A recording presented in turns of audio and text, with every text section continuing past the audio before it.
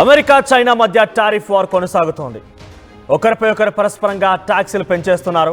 ఎంతలా అంటే ఎంతవరకు ఎప్పుడు కూడా ప్రపంచాల్లో ఇరు దేశాల మధ్య ఈ స్థాయిలో ట్యాక్సులు అనేది కనీవినీరుగని రీతిలో ఉన్నాయి. ఫర్ ద ఫస్ట్ టైం ఒక టారిఫ్ వార్ పెద్ద ఎత్తున ప్రపంచవ్యాప్తంగా చర్చనీయాంశంగా మారింది.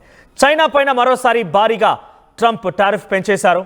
ఏకంగా 145 నుంచి ఈసారి 245% పెంచేశారు. టారిఫ్ పెంపైన ధీటుగా చైనా కూడా స్పందిస్తోంది. అమెరికా బెదిరింపులకు భయపడేదే లేదని చైనా ప్రకటించింది. బెదిరింపులకు బ్లాక్మెయిలింగ్ ఆపాలని జిన్పింగ్ హెచ్చరిక జారీ చేశారు. చర్చలకు సిద్ధమే, యుద్ధానికైనా సిద్ధమే అంటోంది చైనా. అటు చర్చలకైనా యుద్ధానికైనా రెండింటికి సిద్ధమే అని చెప్పి చైనా చెప్తున్న నేపథ్యంలో కాస్త ఆసక్తి రేపుతోంది.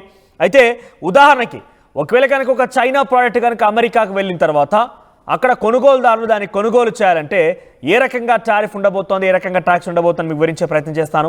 చైనా నుంచి ఏదైనా ప్రోడక్ట్ అమెరికాకు వెళ్ళిందనంటే అక్కడ 245% ట్యాక్స్ పే చేయాల్సిందే. అంటే ఉదాహరణకి 100 రూపాయలతో ఒక ప్రోడక్ట్ కనుక అమెరికాలో చైనా ప్రోడక్ట్ కనుక విక్రయిస్తూ ప్రస్తుతం కనుక ఉండి ఉంటే, అంటే బిఫోర్ ట్రంప్ కనుక ఉండి ఉంటే ప్రస్తుతం దానిపైన ఈ 245% అంటే ట్యాక్స్ ఎవరు చెల్లించాలి?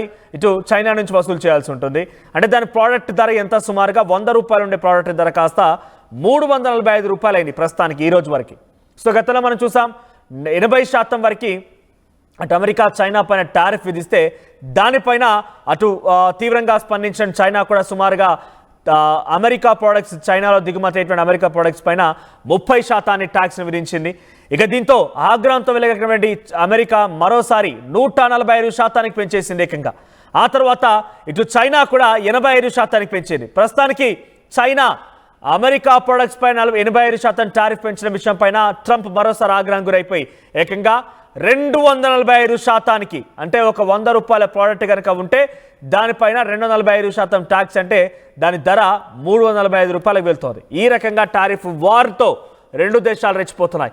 ఇక చైనా అధ్యక్షుడు జిన్పింగ్ ఏమంటున్నారంటే చర్చలకైనా సిద్ధమే, అవసరమైతే యుద్ధానికైనా సిద్ధమే అన్నట్టుగా ఆయన వార్నింగ్ కూడా ఇస్తున్నారు, హెచ్చరికలు జారీ చేస్తున్నారు.